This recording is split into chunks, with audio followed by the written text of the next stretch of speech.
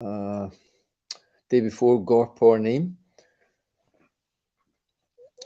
Lord Chaitanya's appearance day coming up. This morning we're going to continue our introduction to Bhagavad-Gita, Srila Prabhupada's introduction, that is, and we'll continue that on. Amananda Prabhu was speaking yesterday, and as usual I'll just lead in from there and we'll pick it up from there. Where were we? Yeah, so I'm not in my car this week. I'm up here in Auckland, where we live at Madri's place. So a little bit of difference. Just, yeah. Stay up in Auckland for the Gurpurnima and then go back down to Maritoto. So we'll just do a short Jaya Radha Madhava and then continue with the Bhagavad Gita introduction.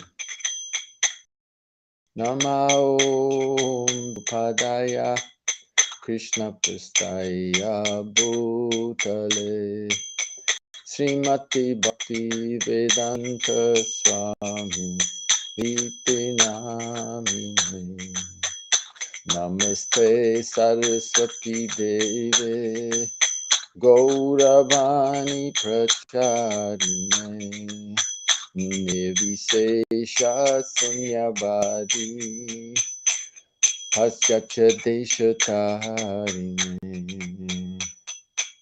Shri Chaitanya Prabhu Nityananda Shri Advaita Gadadha Shivasadi Gaura Bhaktavinda Hare Krishna Krishna Krishna Hare Hare Hare Rama Rama Rama Hare Hare Hare Krishna Krishna Krishna Hare Hare Hare Rama Rama Rama Hare Hare Jaya Prabhupada Jaya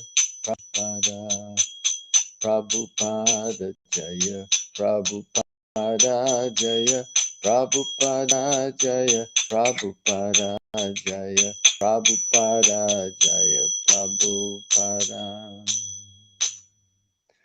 Jaya Om Vishnupada Paramahansa Paribrajikacharya Asto Tarasati Shri Maharaj Divine Grace Abhay Charanaravinda Bhaktivedanta Goswami Maharaj Srila Prabhupada Ki Jai Ananta Koda Vaishnava Vrinda Ki Jai Namacharya Srila Haridas Thakur Ki Jai Prem Sigaho Shri Krishna Chaitanya Prabhu Nityananda Shri Advaita Gadadhar Shri Vasadi Gaura Bhakta Vrinda Ki Jai Sri Radha Krishna Go Gopinatha Shama Kun Radha Kun Giri Govardhan Ki Jai Mathura Vrindavan Dham Ki Jai Navadvip Mayapur Dham Ki Jai Ganga Jamuna Maya Ki Jai Srimati Tulsi Devi Ki Jai Grantaraj Srimad Bhagavad Gita Ki Jai. All glories to the assembled devotees, all glories to the assembled devotees, all glories to the assembled devotees, all glories to Sri Guru and Sri Gauranga, all glories to Srila Prabhupada. So we chant all these invocation mantras to make an auspicious atmosphere. The material world is not such an auspicious place because it is created for our separate, our endeavor, or should we say our endeavor to enjoy and live separately from the Supreme. So these different invocations bring in the purifying, auspicious aspects of existence, which is quite contrary to the inauspicious aspects of material existence. So we continue then with this introduction, wonderful introduction from Prabhupada. We'll pick it up. Abhinanda Prabhu was discussing or presenting Srila Prabhupada's presentation on the constitutional position, Sanatan Dharma. Sanatan Dharma. What is our, I think, Rupa Goswami, Sanatan Goswami discussed this. Yes, when Sanatan Goswami asked Lord Chaitanya Mahaprabhu about the Swarup of every living being, the Lord replied that the Swarup, or constitutional position of the living being, is the rendering of service to the Supreme Personality of Godhead. So it's interesting how Srila Prabhupada presents it in that way, that he doesn't at all get into the different subtle nuances of the Swarup city, whether we are gopis or whether we are cowherd boys or whether we are servants, exactly in that sense. But he speaks in a very broad term. There is one thing absolutely clear, that our constitutional position is to render service to the Supreme Personality of Godhead. And we understand all the different rasas that are there in that loving exchange are constituted fundamentally with that mood of service. It's not that the gopis don't serve Krishna. It's not that Mother Jasoda doesn't serve Krishna. In the mood of friendship of Arjuna, so servitorship is always there, always present. So to serve. And yet we are faced with a conundrum. It's like a conundrum. We're here in this world and we will dearly want everyone to serve us. If we can be served. So that's the material contamination, this idea. And therefore we find competition. We find there's a great struggle going on to become the master. No one wants to be the servant. So we've got a problem there. We've got a real problem because, as I've mentioned many times, there's billions of human beings and so many zillions of other living entities who are all struggling to become the predominator, to be the master, rather than accepting the position of service. Although the amazing thing in all of this is that we will find that service is there in every realm. And it is only through service that we can become happy. The example I gave is that even a millionaire or a billionaire, he may have so much facility, but unless he is able to engage in service, he can't actually enjoy. Just to sit, say, alone in a house with billions of dollars at your disposal, there's no rasa, there's no taste from that. It's very, very, very, very dry. So there has to be some interaction and some exchange. And that exchange or interaction with other living beings is service.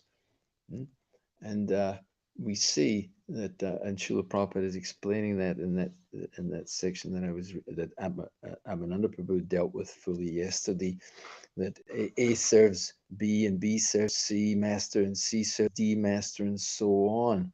A man is serving his wife, the wife is serving the husband and the children. It's seen everywhere. And Prabhupada says, if we go on searching in this spirit, it will be seen that there is no exception in the society of living beings to the activity of service. The politician presents his manifesto for the public to convince them of his capacity for service. The voters, therefore, give the politician their valuable votes, thinking that he will render valuable service to society. The shopkeeper serves the customer, the artisan serves the capitalist who employs him to do whatever art he has to offer. The capitalist serves the family, and the family serves the state in terms of the eternal capacity of the eternal living being. In this way, we can see that no living being is exempt from rendering service to other living beings. And therefore we can safely conclude that service is the constant companion of the living being, and that the rendering of service is the eternal religion of the living being. So this is so important to understand this point. So much so that we see that if a person somehow or other has difficulty in the interactions of the human beings, he or she takes up the service of an animal in some shape or form, either a little dog or a big dog, or a little budgie, a little bird. And the idea there is that we think we're the master. I'm master. I'm the owner of this bird or whatever species it may be, and I'm the master. But if we actually look closer, we'll find that we serve that little bird or that little animal. So the old lady or the old man or whatever, he has a little bird and has the cage, but he has to buy the cage. That costs some money. And then he has to get some food for the little creature.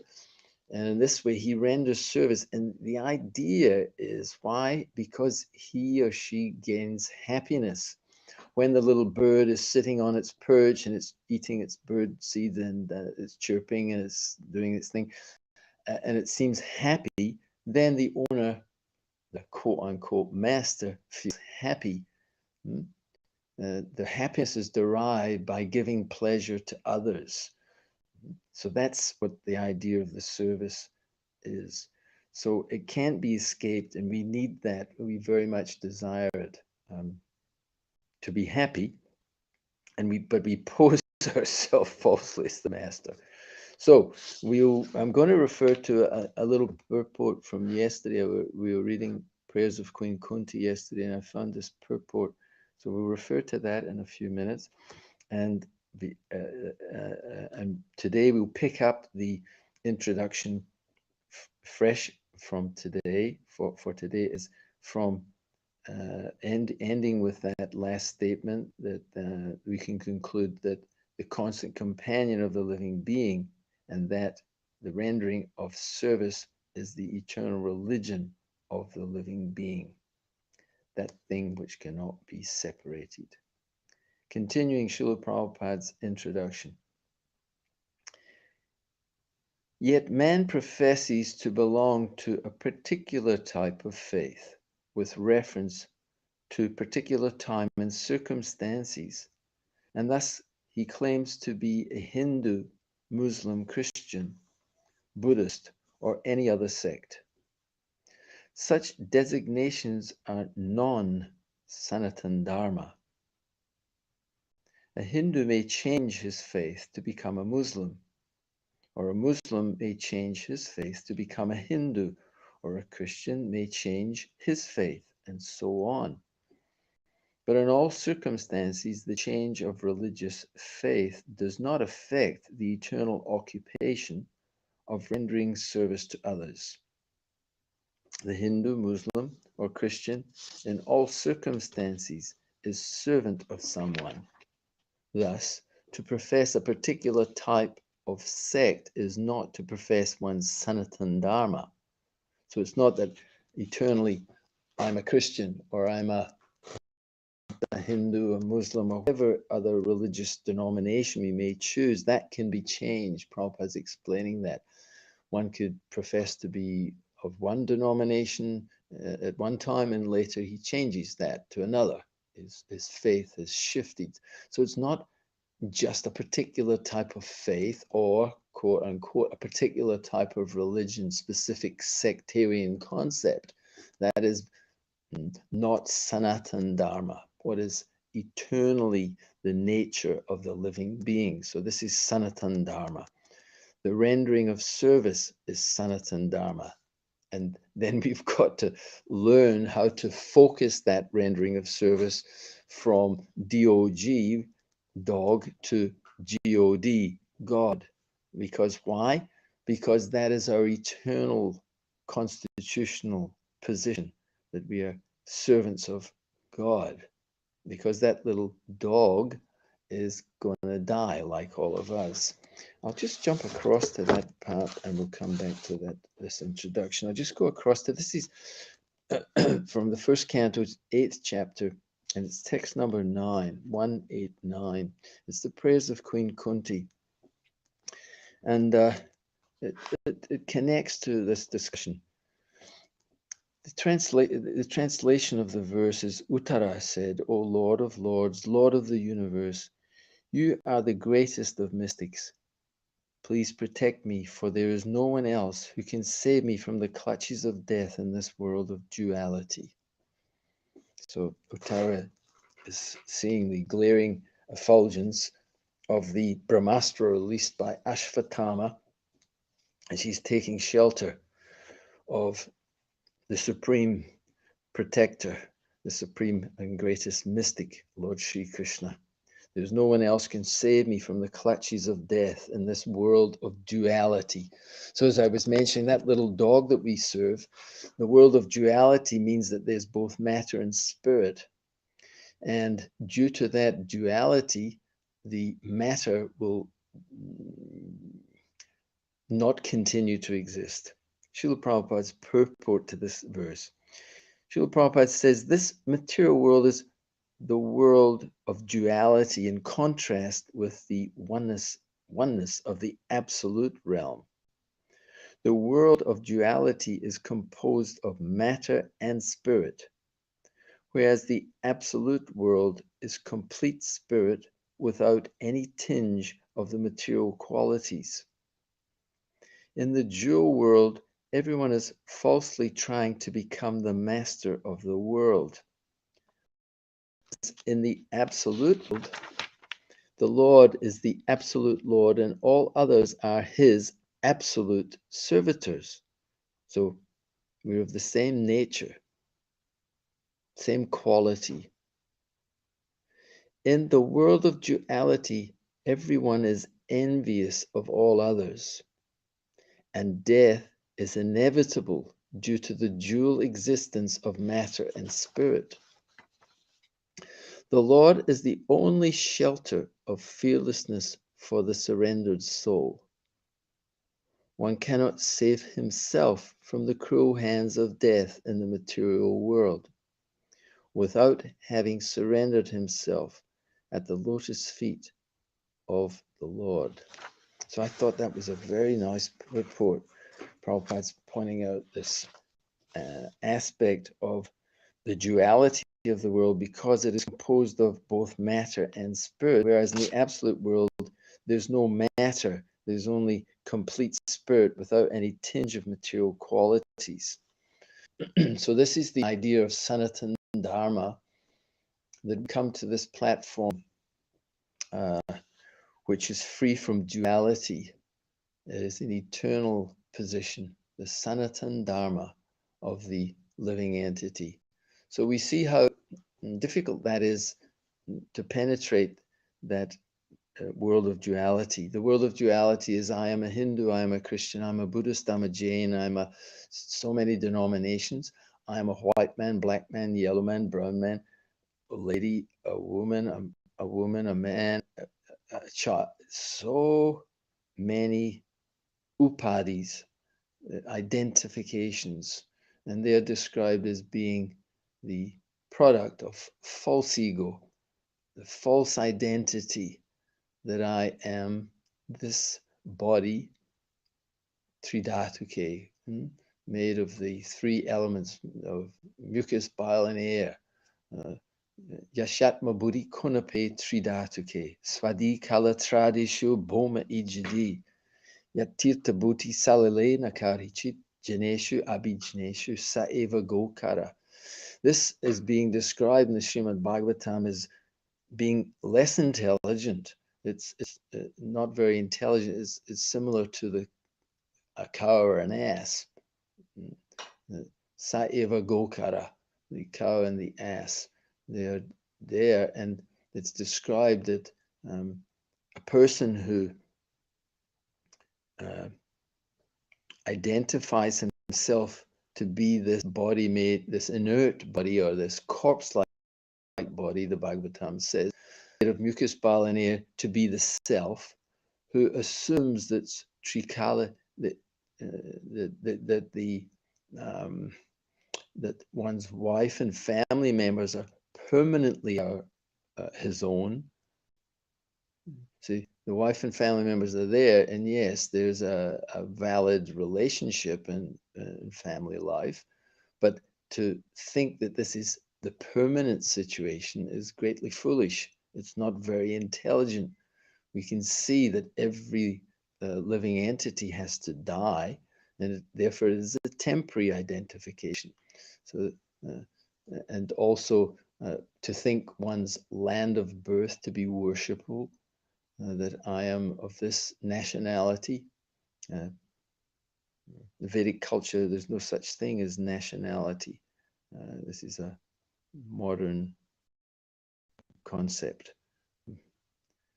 So, and to visit a holy place of pilgrimage simply to take bath there while the sun is, I'm just going to move slightly because the sun is doing its thing. Whoop, a daisy, I'll be right there. Hare Krishna. The room that we're in's got many windows, and the sun pops in at all times and circumstances. And I think that's okay. So where were we? Yes. So a coward asked me visit a holy place of pilgrimage and simply just takes a bath in the river there. So if we do the same thing, so these things have been pointed out by the Bhagavatam that they're not so intelligent. So we are encouraged to see the very, very important thing. That is, we've heard Srila Prabhupada say repeatedly, is that we are not of this world. We are not this body. Temporarily, we're existing within this body. And we've heard this a million times, but we have to keep hearing it. We have to keep hearing it.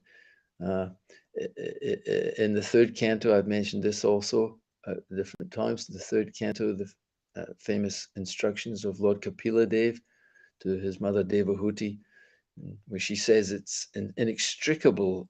Practically, I'm hearing everything that you're saying, that there's the false ego, there's the manifestation of the ahankara, and there's the manifestation of the material elements, and the bodies come into existence in so many different ways. So when she hears this, she said, I see it's such a perfect arrangement to completely bewilder the living being in thinking that he or she is this body and we are of this material nature. This is our home.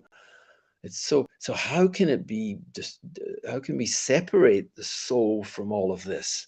How can we extricate the engagement of the soul's conditioning? How is it possible? So she's asking in a very intelligent way. And Lord Kapila answers that it is possible to do it by hearing for a very long time. So this is the Nasta Preshu Abhadrishu Nityam Bhagavata Sevaya. It is only by this hearing process, and the hearing has to go on continually. It seems, you think, oh boy, Tamasi mai Jyotirgama. You have to come to the light. What is that light? It's by hearing. So I did that. I did it last year, and I did it last month, and I did it. Yeah. But because, as Devahuti pointing out, it's so perfectly constructed, the engagement of the living entity, that he or she, that living entity, has to constantly be in the light.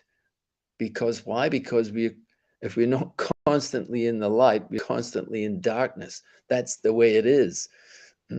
It's either the light or the darkness.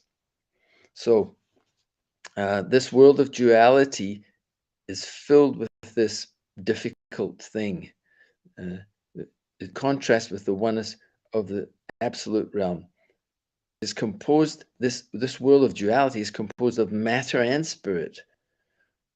So, whereas the absolute world is complete spirit without any tingle qualities. So that is our endeavor, is to even within this body, before leaving this body, come to this platform of spiritual existence. And that spiritual existence, if we're able to enact that spiritual existence in this lifetime, will guarantee our transference to the spiritual abode at the end of this life. And what is, and Prabhupada said in this little purport from the Bhagavatam, in the dual world, everyone is falsely trying to become the master of the world. Isn't that amazing? It's part of the one amazing programming that we think we can become the master of the world. And no one will admit to that, hardly anyone, maybe a few. But no, hardly anyone will admit to that. I don't want to be the master of the world. I just want to be a bit better than the other person just over here or there. I want a bit more money, get a better job, and I want a better situation. I'm trying to improve. So that means that you're pitied in the struggle, pardon me, for existence. You have to struggle with all the other living entities who are trying to improve their existence. So therefore, whereas in the world, the Lord is the absolute Lord and all others are his absolute servitors. In the world of duality, everyone is envious of all others. Wow. And that's the backdrop. You know, we talk about backdrops when we rest the deities. So at the back, we have a backdrop and it creates a certain ambience, a certain color, shape, and so on and so forth. And it creates a certain ambience for the manifestation of the deities. So the backdrop is there.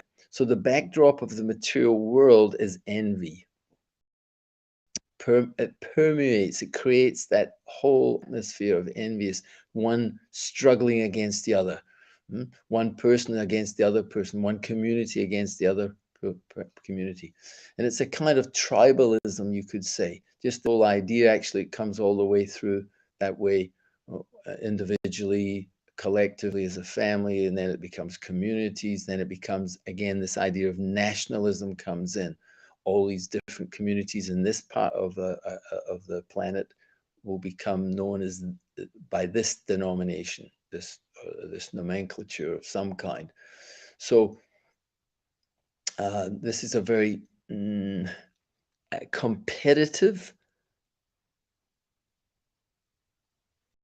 atmosphere, and it fueled by envy. So that's the backdrop. The backdrop is envy and competition, and it ends in, and Prabhupada says, envious of, in the world of duality, everyone is envious of all others, and death is inevitable due to the dual existence of matter and spirit.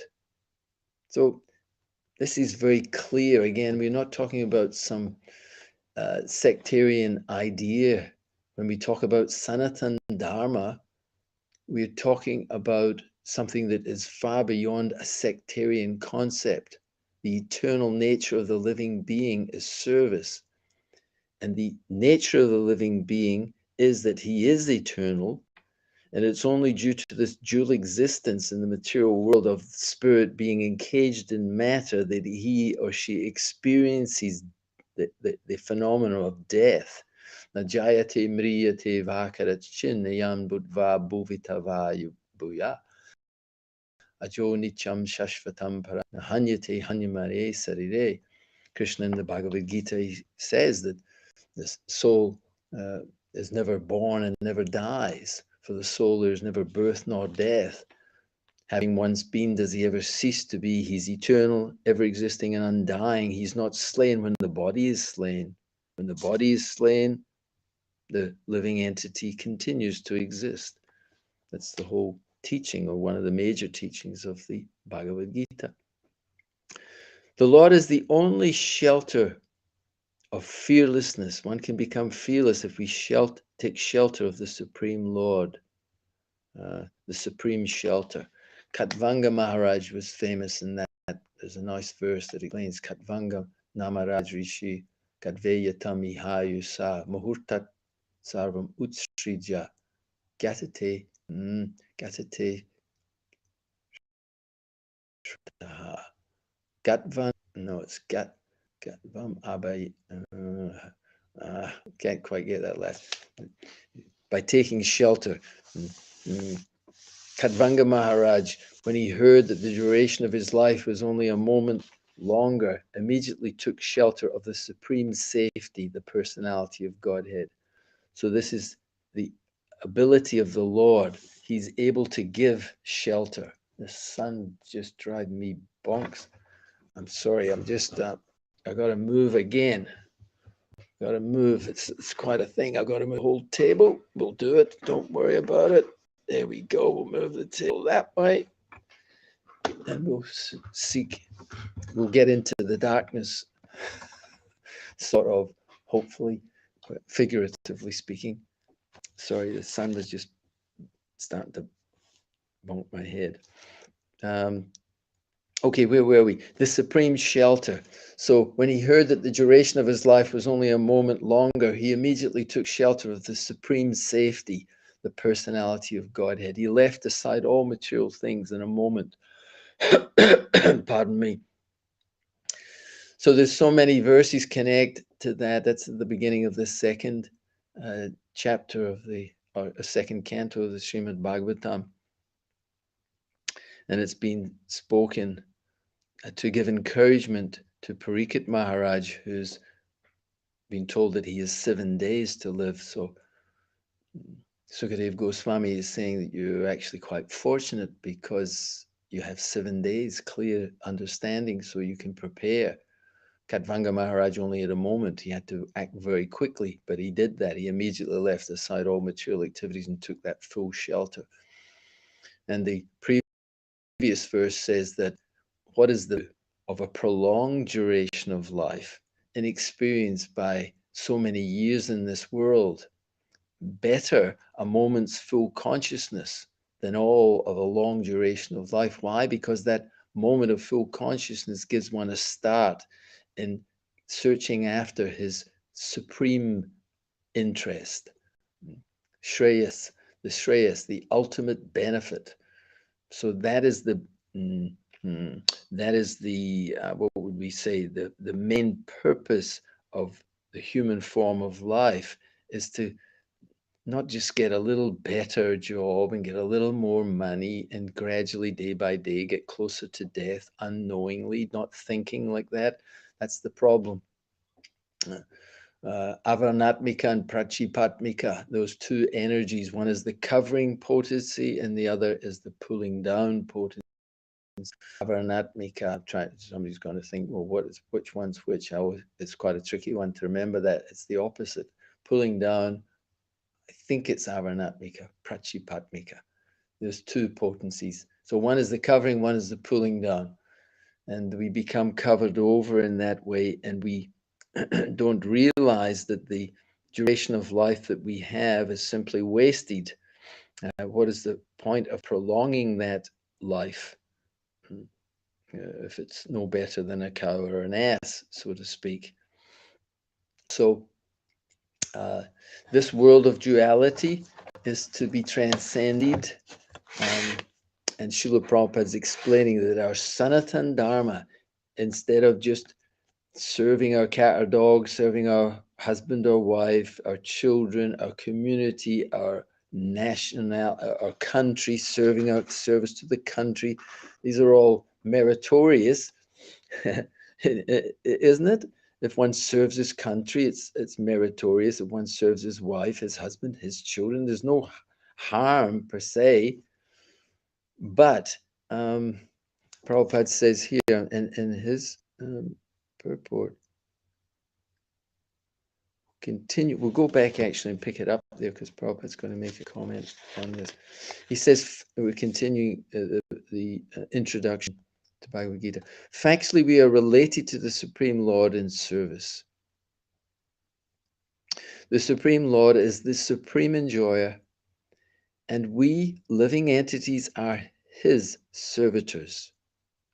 We are created for his enjoyment. Wow. Oh, now you mean it's not all about me and my enjoyment? We are created for his enjoyment.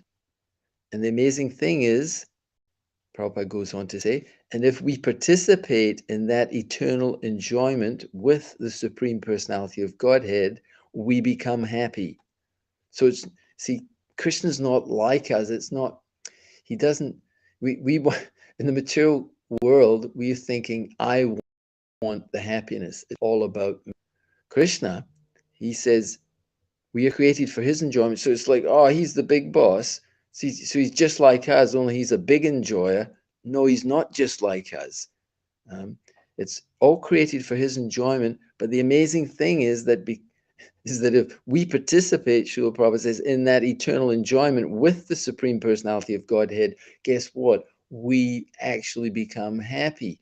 Krishna is so loving, so kind, and so clever, intelligent, and capable that he is able to create things for his pleasure, which brings pleasure to all his little parts and parcels also. Similar to the basic idea that parents produce children. They have children, they used to have at least. I don't know how it goes these days. Pretty much it's all about our own sense gratification. And people, you hear this, they say, we can't wait until our children leave the nest. They want them to get out of the home, they can get back to their own sense gratification. But the idea in a cultured society is that the children are a source of, yeah, anyway, it's a whole big subject we could get into here, how everything everything it does is absolutely practical and perfect. So you see, even a few hundred years ago, or less than that even, that children were a great asset, because even the economic structure of society was such that children were an asset, and therefore people had big families. They had big families because children could help. It was great to have children. You didn't have to rush them off in a car flashing halfway across the community or the city or wherever to take them to their violin lessons, and then take them to their football, and then to take them to here, and then get this lesson, then have them back here in time, and get them in a mad frenzy of trying to tick all the boxes and do everything. Life was a little simpler.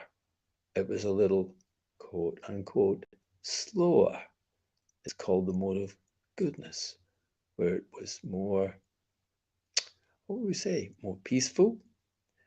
And Srila Prabhupada, I was reading just yesterday, I think it was, he was saying to that point that, I think it was in Shamasundar's latest book, that he was quoting Srila Prabhupada speaking that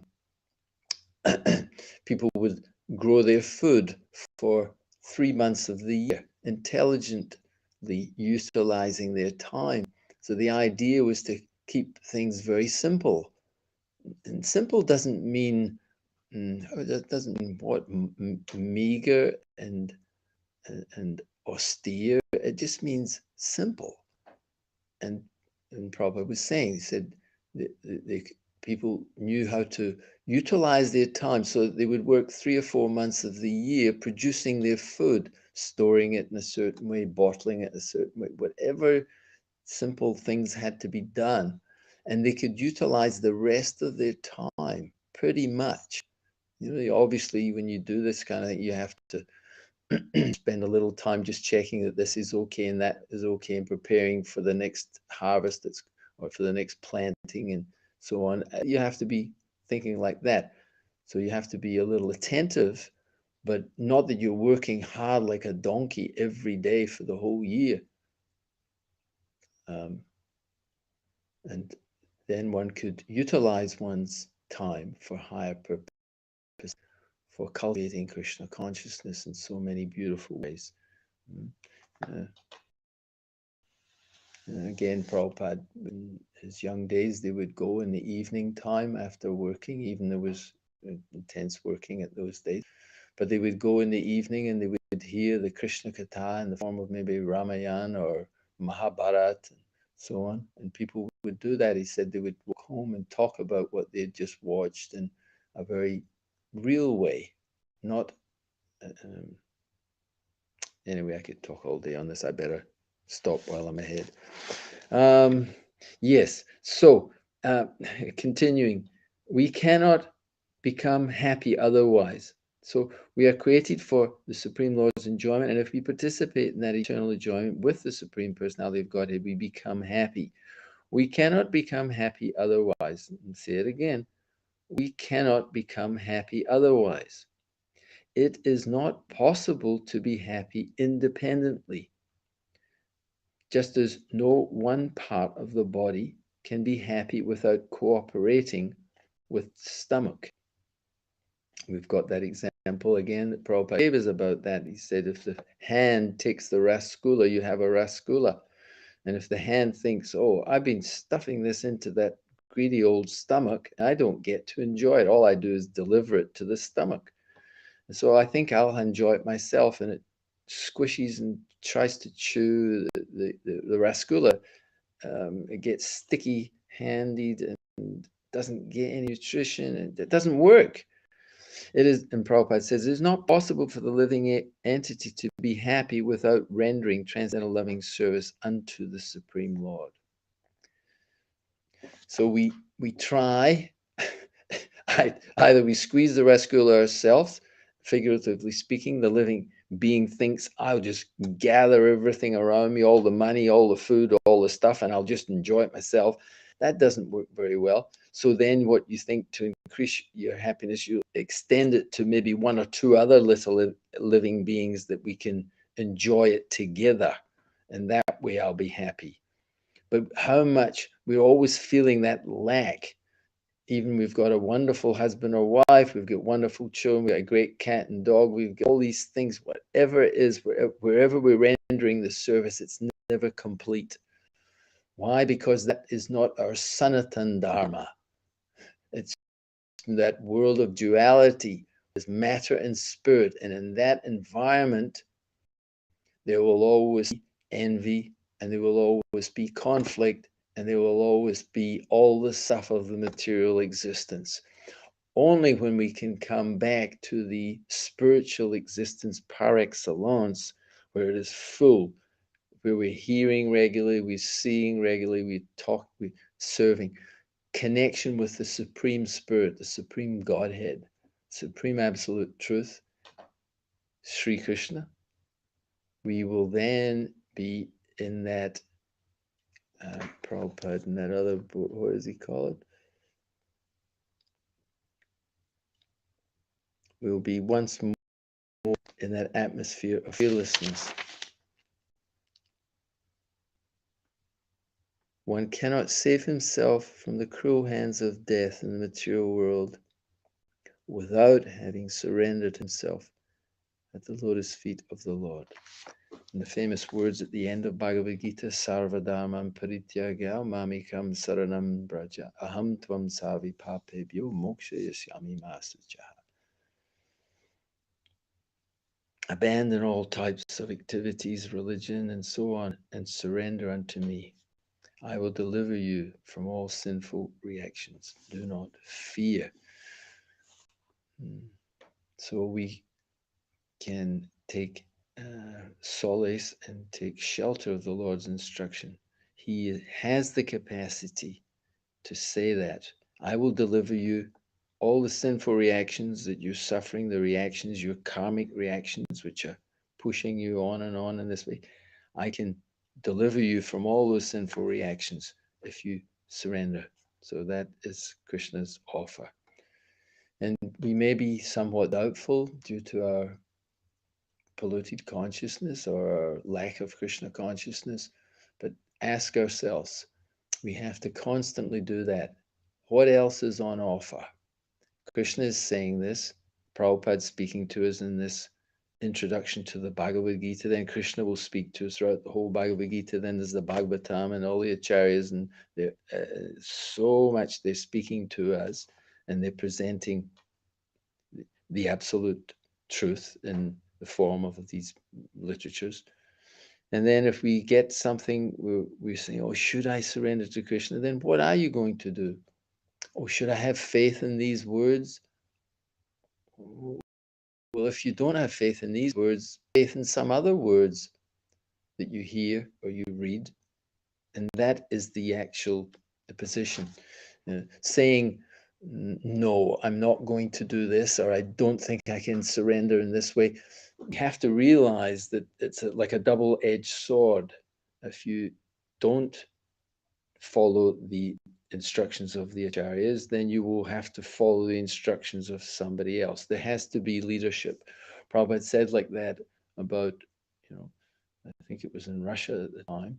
He was saying, we are following Krishna. He is our leader, and you are following Stalin, or you're following in New Zealand Jacinda, and you're following what she's got to say or do. And in America, you've got Biden and this one and that one, and we're following some kind of leader, and they're presenting their manifesto to make you happy. So we have to follow some kind of leadership. So we shouldn't think that there's a place where you can just stop and I'm not going to have faith. You have got faith, and you are accepting some kind of leadership by default. So I'm going to pretty much wind it there because we've covered a fair bit. So there, I'll leave it at that point. It's saying it's not possible to be happy independently, just as no part of the body can be happy without cooperating with the stomach. It is not possible for the living entity to be happy without rendering transcendental loving service unto the Supreme Lord. So that's the great introduction for us. What is being introduced is the Supreme Lord. So it's like a drama in one sense. We're in of the material world, and we're trying to be happy here and trying to be happy there, and all the stuff, and then enters into the drama of our life, the Supreme Personality of Godhead. So when he enters into the drama of, we accept the Lord, and then there's an answer to the desire. There's a capacity to fulfill that desire to be happy. And without the Lord entering into our lives, then we will just be frustrated.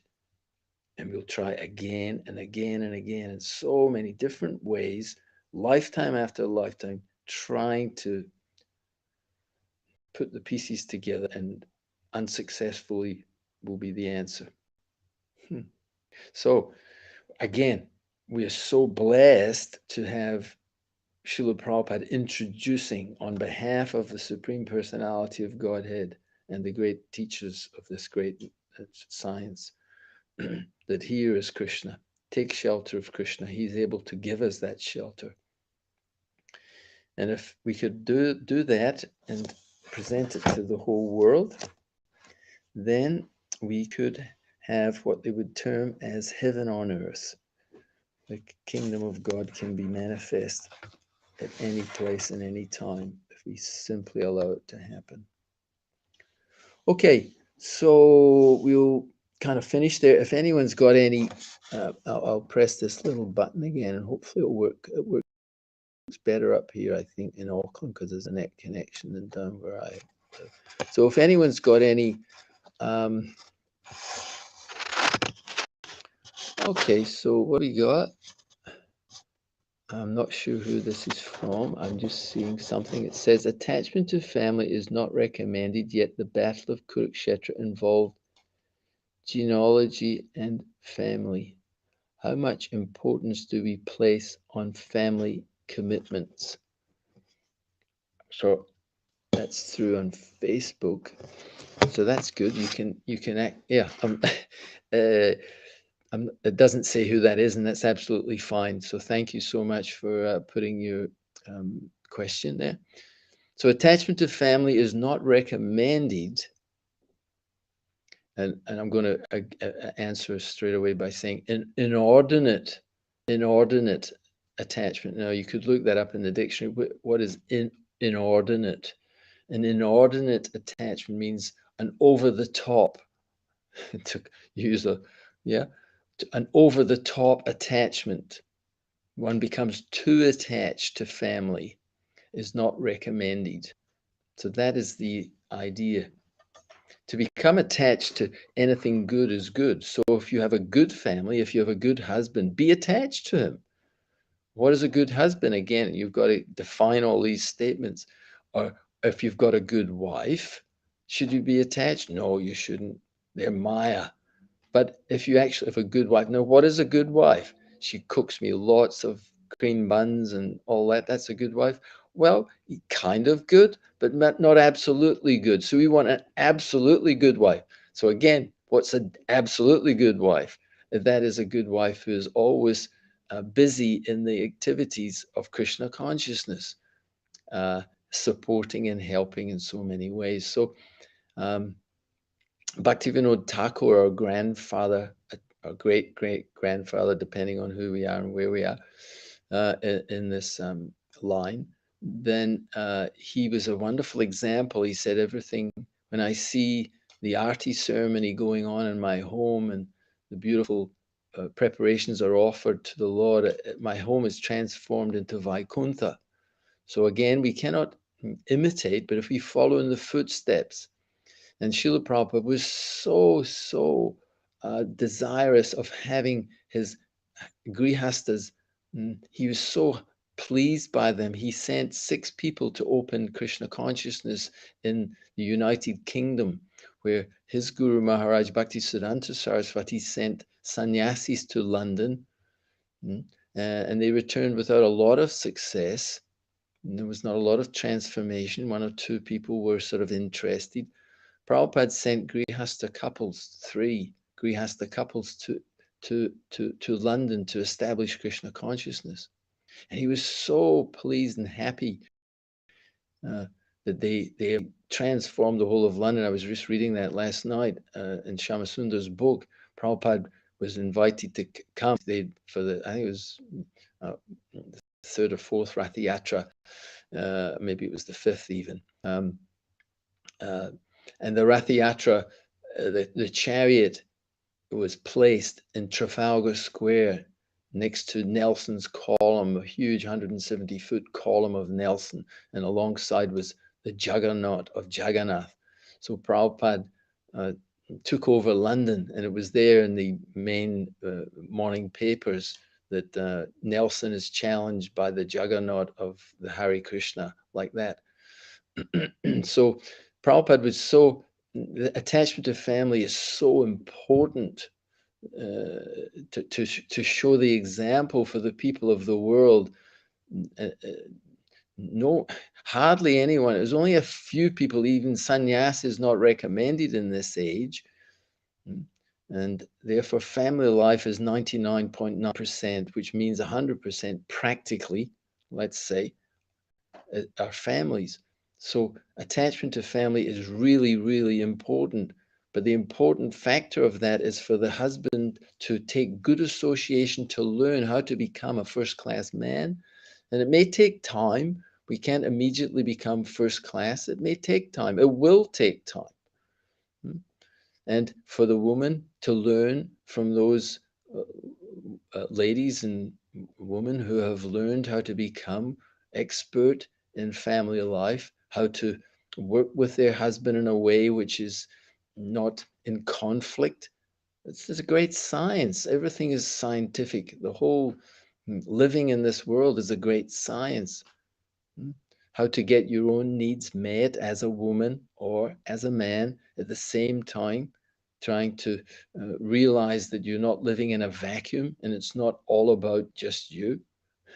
It's about all the aspects. So I could talk a lot on this subject, but to become attached, that's very, very important. And if you don't become attached to your husband or your wife, guess what? I used to say this in some of the seminars that we did on Grihastha life. You're going to get attached to some other woman or some other man. It's a heavy thing to say, but it's what happens. If you're not attached, you should be happily attached to a very good woman or man in your family, and see your children as a blessing so that they can be brought up nicely in Krishna consciousness. And Srila Prabhupada said that. He said, you know, your deity worship, there was one famous quote, your children is so important to look after your children. That is your deity worship. It's more important that you look after. Not that we elect the deities. That's not what we're saying. That wasn't what Prabhupada was saying either. But it's just of utmost importance. So family attachment is there, but the key factor is that we have to become first class men, women, and the children will become first class. Uh, used to say that too. We want these first class children. We want the children to be really first class. So guess what? It means we have to become first class parents if you want first class children. So how much importance do we place on family commitments? A huge amount. I hope that answers your question in some ways. And renunciation, that's a natural thing that we can understand if we read carefully the many volumes that Srila Prabhupada has written on this subject matter in the Srimad Bhagavatam. There's so much information there. That's why there's the Varnashram, where there's brahmachari, then there's grihastha, then there's vanaprastha life, and then there's sannyas life. And again, we're not stereotyped. In Srila Prabhupada in different places, he said if at home the wife is very favorable and supportive for Krishna consciousness, there's no necessity to leave home. But that often might not be the case. And when we take to devotional service, it's another spectrum of our existence. The family there, we should be really encouraging for that to develop in a very solid way. But even there, then that's why the vanaprastha life is there, and the husband and wife would then both travel to holy places, gradually not being involved as much in the active family activities, and the retiring from that constant engagement, and they would travel to holy places. Anyway, it's a big subject matter. We could talk about that for quite a while too, but anyway. Hey, so hopefully that answers the question in some shape or form. I'll just see if there's anything else there. No, I think we're okay. Okay.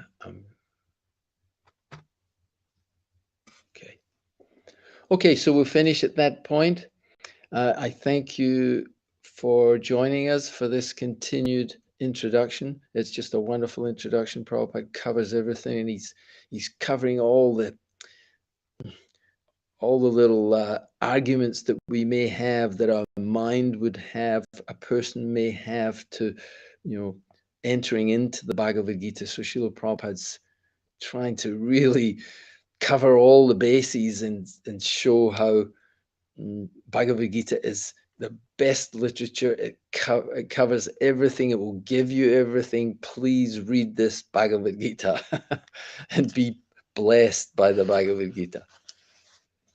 So we'll finish there. Grantaraj Srimad Bhagavad Gita ki jai, Srila Prabhupada ki jai, Ananta Kota Vaishnava Brinda ki jai. Hare Krishna.